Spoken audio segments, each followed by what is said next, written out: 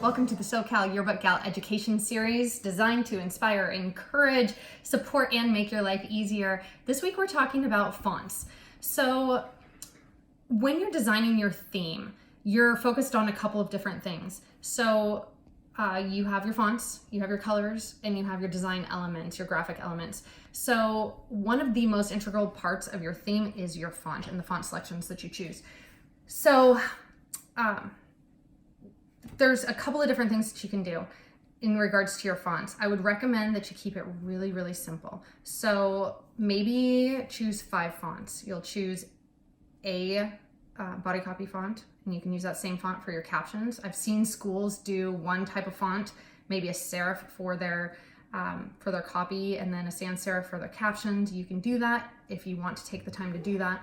It's a little bit more on the organization part. It's easier to mess up if you have so many moving parts. But you'd have I like in my classroom, I used to have one font for all of my copy, and then I'd have 3 or 4 different display fonts. And you can do a lot with display fonts. So there's 2 types of body copy fonts, and there are serif and sans serif. So serif fonts, and I have this little chart right here to show you. A serif font has the little feet right here. These are the serifs.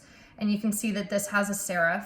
This also has a serif. It's that little tail that you have, or the little feet that you have coming off. This is another serif font right here. This is considered a sans serif font, and that's where you don't have the little feet coming off of here. So when you're doing, when you're choosing your fonts, this type of font would be like a Times New Roman, and this type of font would be like a Helvetica. So you can choose, this one's pretty clean and easy to read. This is a little bit more formal, but it's really easy to read as well. Choose one of those maybe for your copy, and then you can choose some other fonts. This is a script font that would be like a cursive, or a display font, some sort of a decorative novelty font like this one right here. You can imagine how hard it would be to use a display font like this for actual text. So try to stick to something super classic and easy for your copy and your captions.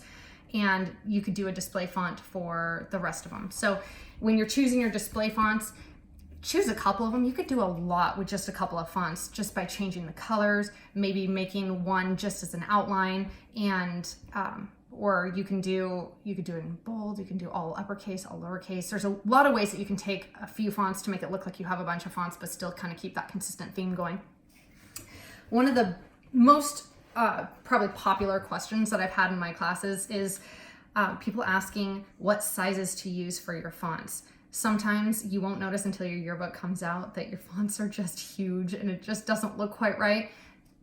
Take it down just a little bit, make those fonts a little bit smaller.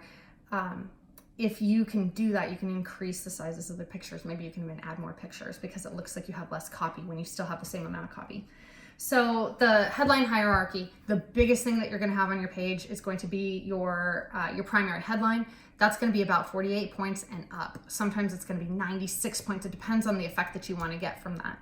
But if you have a 48-point headline font, then maybe your secondary headline would be like 15 to 22 points, would be right underneath it. So your headline catches the eye, it's exciting, and then underneath that you have a secondary headline that kind of describes a little bit. It's just factual and it states what's going on in the article or the timeline or whatever's going on underneath it.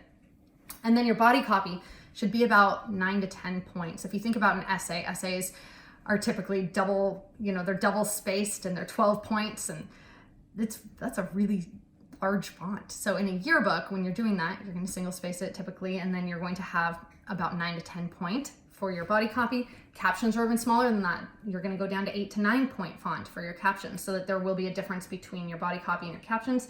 And then if you choose to do a photo by or a photo credit next to your pictures, those are even smaller. Those are itty bitty, and that'll be 6 to 8 points, so that it doesn't detract from the photo. It doesn't detract from the rest of your spread. So if you had a photo taken by your editor-in-chief and you want to give credit to that person, you would just say photo by, and then you would say who that person is, but it would be itty bitty, like 6 points.